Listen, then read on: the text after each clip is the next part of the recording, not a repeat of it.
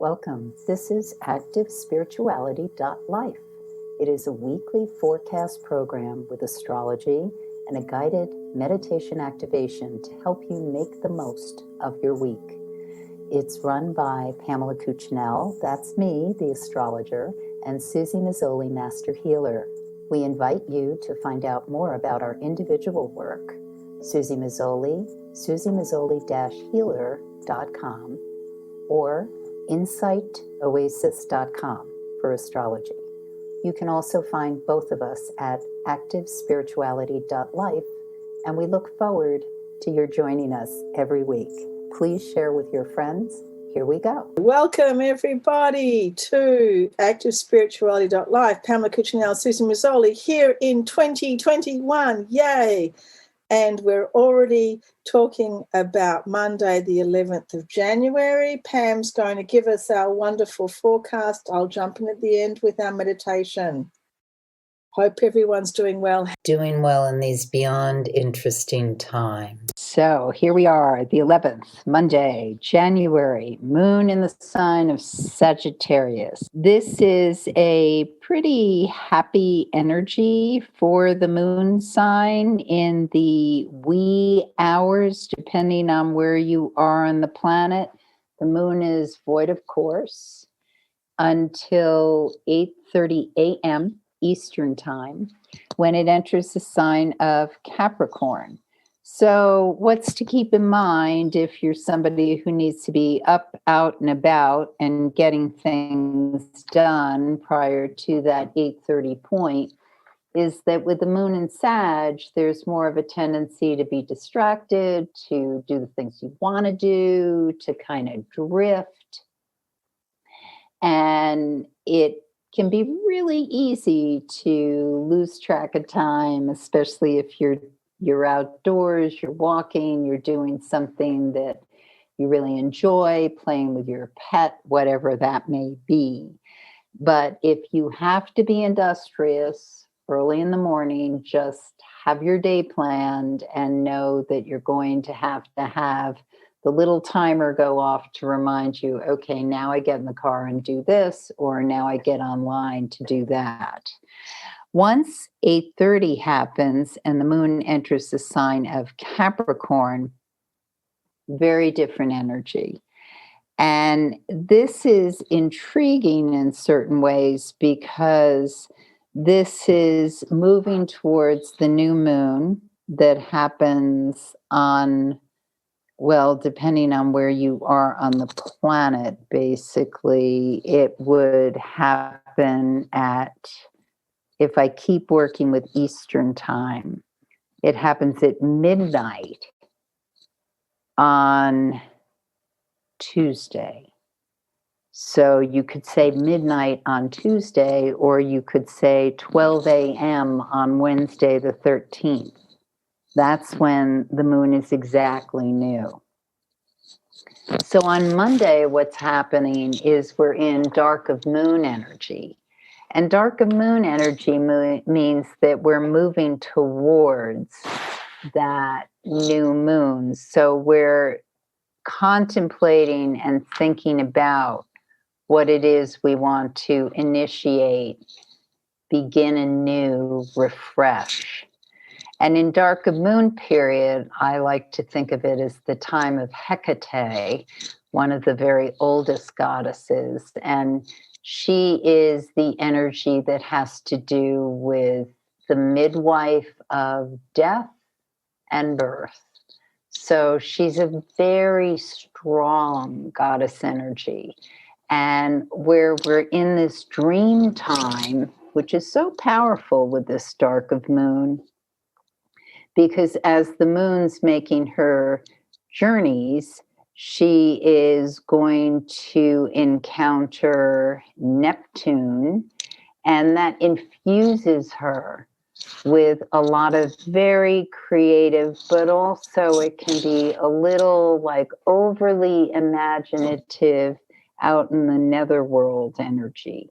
And we want to pull that in to whatever our direction may be. So it's really useful if you have the luxury of doing this before the moon enters the sign of Capricorn and before the moon goes void of course in Sagittarius, which actually happened on the 10th at 1:29 p.m., that's the most kind of productive energy time. When the moon is void, we're not really in this kind of place that's got to do with taking the bull by the horns and moving assertively in one direction. So it's much better if our intentions are clear prior to that. But even so, once the moon has entered Capricorn, it's in Earth cardinal energy, going towards that new moon that happens, as I said, about 48 hours later almost. So here we are in this window of time that really is about imagining possibilities. Here's the stuff that gets the engine going. Mercury and Jupiter make a picture around midday, and that's in the sign of Aquarius. So fast-moving Mercury kind of team tags Jupiter, and it's basically saying, let's expand those ideas of what we're going to innovate and collaborate in communication and possibilities. And Mercury also is in a configuration that has to do with how we heal our wounds and therefore also heal one another. So the more present we are with things that come up for us that maybe are uncomfortable, the more we can crack through that and move beyond it. And Jupiter also is in sextile energy with that Chiron. So this is very dynamic about possibilities for healing and acceleration. So if there's something you've been working with on that you want to reinvent or change energetically, and one good example of this is anyone who's been dealing with a habit, an addiction, something obsessive that's uncomfortable, that you want to move into another orientation. This is a really, really good dark of moon period to kind of assess, come to terms with certain things, and move through the grief of allowing the transformation. One thing that happens when we've been very attached to something, even a negative habit or addiction or situation, perhaps a work environment or relationship that really isn't serving us, in order to, or the other person or situation, in order to cleave and move beyond it, we also have to deal with the grief that's involved. In some cases, the depression of this empty space. What comes in next can't have allowance for roots and to take hold until we leave a cavity, a vacuum, to allow that new growth or new potential to happen. And these are the opportunities in general that are available to us with every dark of moon period, but it's especially rich, I think, at this point in time, because of some of the other aspects and configurations in the sky. So really focus on self-love, self-care, ways to make it easy for yourself. It's not constructive to kind of tough it out or push through things that are particularly hard unless you kind of give yourself a little salve. It's if you've ever tried to move something that was stuck, things that can make it easier, what's useful is to have a lubricant, something that allows it to move. And so, depending on the astrology forecast you would listen to at this point in time, that it can be confusing or that you can get a little lost. And that's because of a Neptune picture. And that may well be true.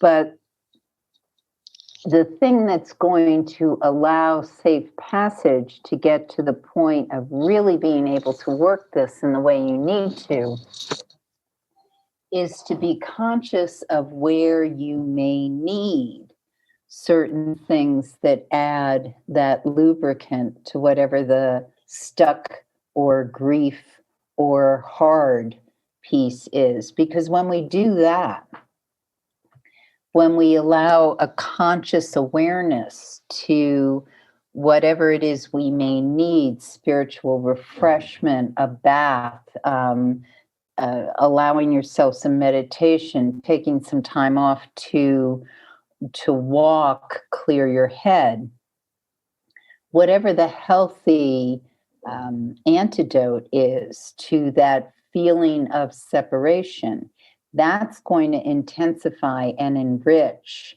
the ability to really take advantage of this new moon energy. I would caution against saying, oh, let me have a martini or something that kind of helps you escape from whatever the emotion or the emotion you have to ferry through, because that's how I would read this. And if you allow yourself to ferry through it, then you get to points of empowerment. And that is really enriching for how we will activate and use this new moon energy as effectively as possible. So the day of Monday and the day of Tuesday, Eastern Time, are days to be aware if hard things come up, if emotional states come up, if there's things you have to discard, address, pay attention to, so that you get crystal clear on what it is you want to implement and push forward through with this new moon energy, which can be incredibly dynamic, which can help you take control of certain situations that maybe have felt like they have been controlling you. And part of that is a willingness to turn over the hard pieces to higher power energy, something bigger than self. When we get too locked into the ego place, which can happen with Capricorn energy because we feel we should do something, everything's on our shoulders, how can we make it happen? Then we also limit potential, which is not something we want to do. So once that new moon energy passes, then the moon will become void, of course, at 2:22 a.m. Eastern Time. And I think it's really powerful the evening of Tuesday the 12th. If you basically put under your pillow your manifestation list or intentions for the new moon, you can read more about what to do with new moon energy on my site, insightoasis.com. But in general, it's usually good to have about 3 things that you really intend to make happen.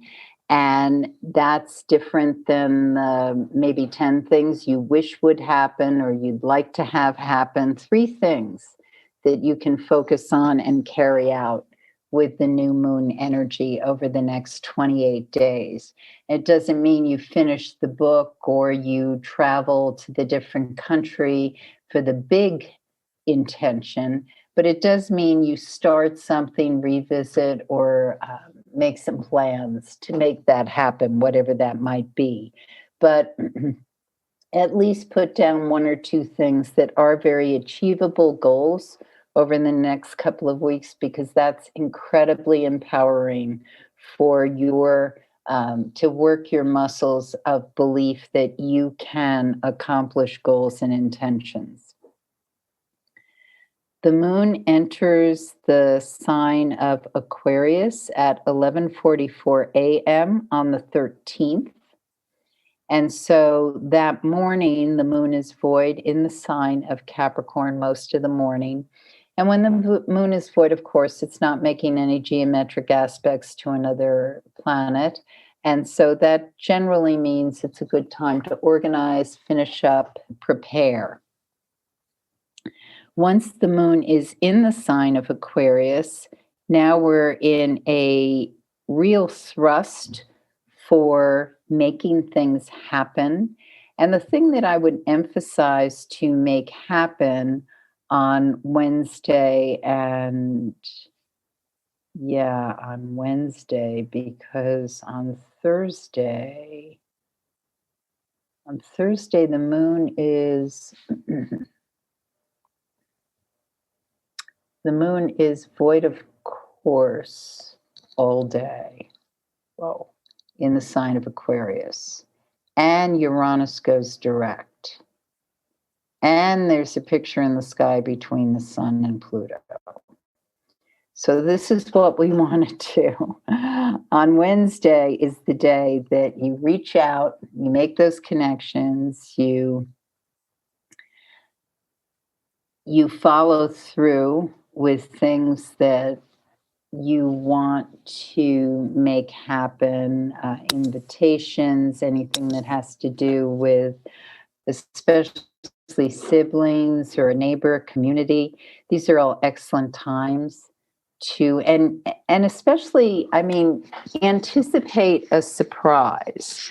So this would work in, let's say, there's someone you've been wanting to connect to who hasn't really responded, or maybe you're a bit estranged from. If this is somebody you want to connect to, this is in no way do this if you're not motivated to do it. Wednesday's a good time to just sort of do a little check-in. How are you doing? Or thinking of you, or whatever. And then just wait and see what happens. Because the response may not be what you expect. And it may be something that, even if initially it's a little out of the blue or feels even a bit of an upset, in the end, it can lead to better communication. So if that's helpful to you, very good. So on Thursday, the moon goes void, of course, at 4:28 a.m. And Uranus has gone direct at 3:36 a.m. on the 14th. Now, the thing about Uranus is when it goes direct or retrograde, it often signifies something that is happening on the planet that is a surprise, an unexpected occurrence. Sometimes it's actually a physical thing, so a geological event. This isn't to say it will happen, but what's intriguing is there's also a picture in the sky that occurs where this Pluto and the sun are in exact alignment. So Pluto having to do with irrevocable transformation, the sun being the energy that is what shines, what brings light to.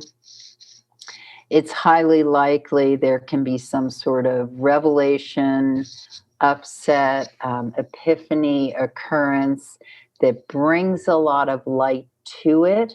Where it goes is totally what I would call wild card energy, because with that void, of course, we can't really say what it'll do or what the outcome will be.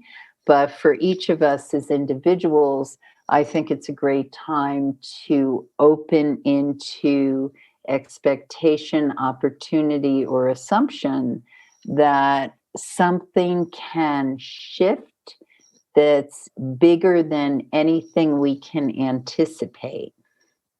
So if you've got some sort of big dream or wish then I would say just leave yourself open to allowing whatever to kind of come across your radar. Do not grab anything. Do not say, yes, I'm committing to this. Into Friday, long void of course moon in the sign of Aquarius. Our best tactic at this point is to do things that are already in motion. Do not expect any big changes or shifts to occur. Don't expect that somebody's going to respond to an overture. Just see what's out there. Work on completing things you're already doing, projects already in motion. Great time to organize, clean up, like get rid of stuff that's kind of clogging the drains of your consciousness. Excellent time for that. Once the moon moves into the sign of Pisces at 5:17 p.m. on Friday the 15th, then we're in different energy that is highly creative, highly spiritual, highly connective. And I think this can be an absolutely delicious weekend for making those kind of connections that help you feel as though you've heightened an octave with reaching or touching people you love, creative juice, exuberance of life. What I will mention is Sunday the 17th, there's a picture between Jupiter and Uranus, which again kind of heightens this sort of wild card, unexpected energy stuff. But the incredible times of being able to get inspired and wake up to new adventures or projects can occur on this weekend in general. The moon goes void, of course, at 10:44 p.m. on Sunday the 17th and doesn't enter Aries until the until the wee hours of Monday in the early morning. So I would say just this weekend, expand into those higher octaves of love that Suzy and I were talking about when we did our New Year's forecast. And now I turn it over to Suzy. So let's drop into our meditation. I invite everyone to take a place of stillness and just a 10-minute little turbo boost. So as you find the stillness, just notice what emotional state you're in. Just notice if you're in this state often. Is this kind of your regular emotional state? Or is it a state that you are in now due to certain circumstances?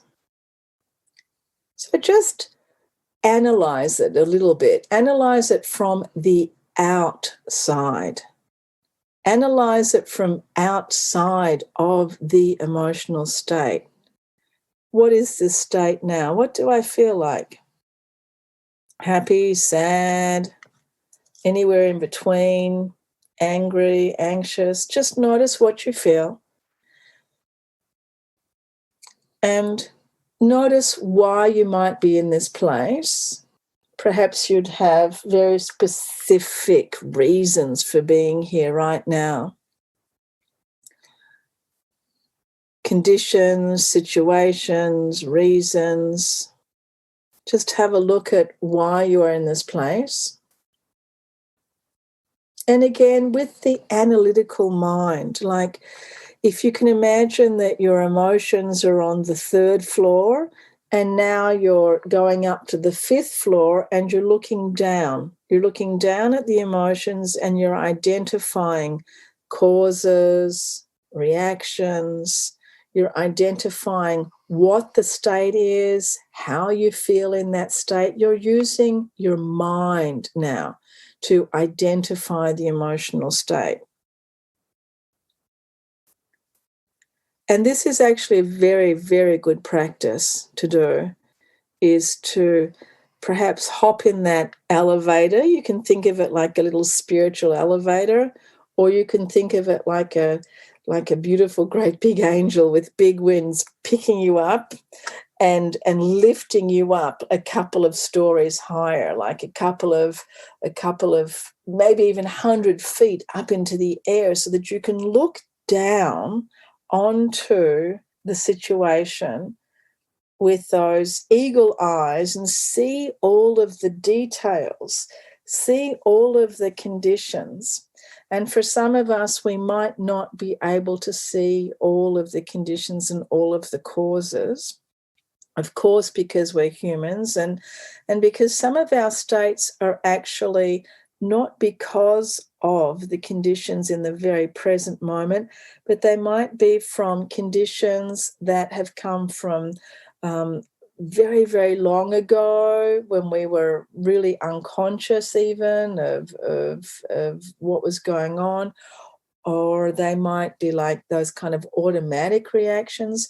And they might actually be from past lifetimes.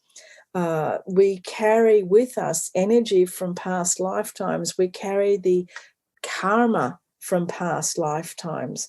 So it's possible that where we are right now in our lives is the result of ripening karma from things that have been initiated a long time ago.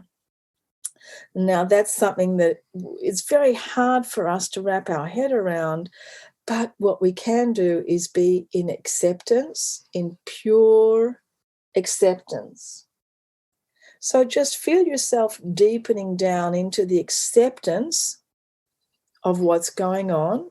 And as you deepen into the acceptance, know that in this very moment now, my reaction, my response, the way that I deal with this situation right now, how I respond emotionally, is going to have an effect on the future. It is actually going to create my future. So no matter how I got here now into this emotional state, what I do with it is creating the next moment. So if your state is one of satisfaction, of knowing, perhaps even a blissful state, then of course we would probably want to keep that going. If the state is one of what I would call the disharmonious emotions, preferring not to use the word negative or positive because of that dualistic language is perhaps not so beneficial. But if we're in a disharmonious emotional state, again, we're identifying where is this coming from, acceptance, and then understanding now that my response, my reaction is creating the future. So if we find ourselves in a disharmonious state, in an emotional state that is not comfortable for us, let's just deepen in, because every single one of these emotional states, they are all the gems of wisdom. These are the ways that we actually get to transform, that we get to change, that we get to grow. So welcome that state if it's uncomfortable. Welcome it. You might know it really, really well, and you probably will keep getting to know it unless we're able to understand it. And to understand it means that the universe is going to give us this opportunity many, many times. The universe being us, of course, our karma, our understanding will keep creating this situation for us to understand. Whether it's anger or loneliness or frustration or sadness, we in our karmic revelation need to understand now. What is this? How do I respond? So we take it as a gift.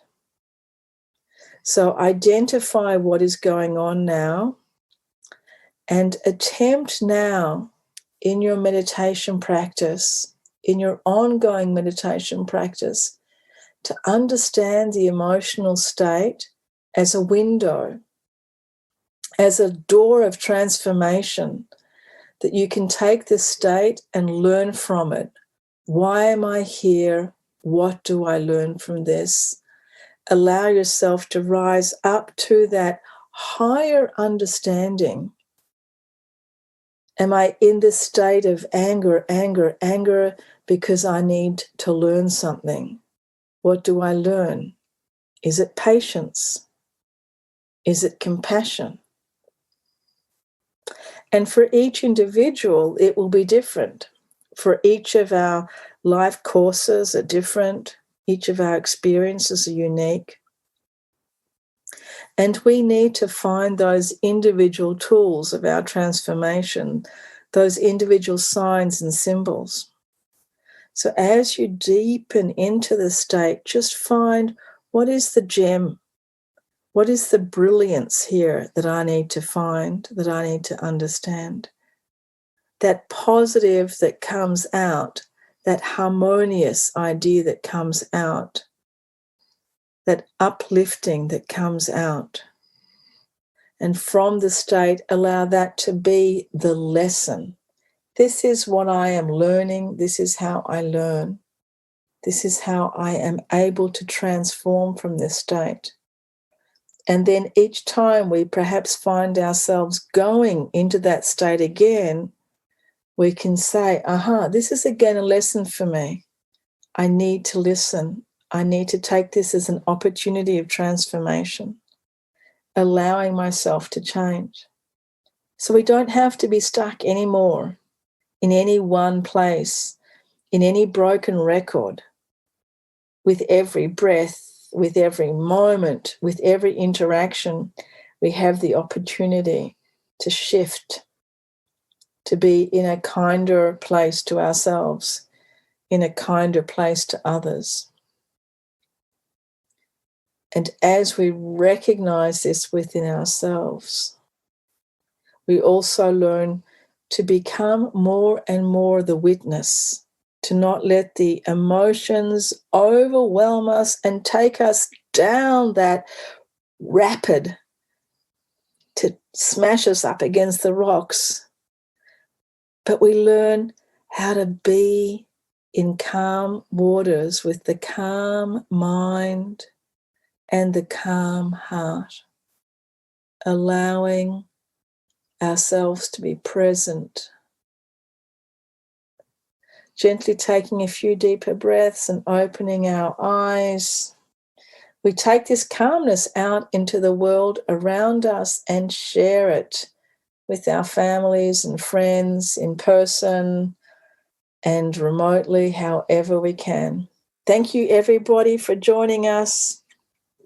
We welcome you to join us every week here. Thanks so much. Love now. You have been listening to Suzy Meszoly and Pamela Cucinell of ActiveSpirituality.life.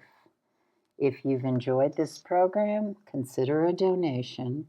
You can find the link for that, ActiveSpirituality.life.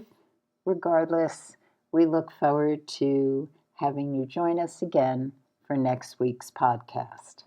Please share and have a great week.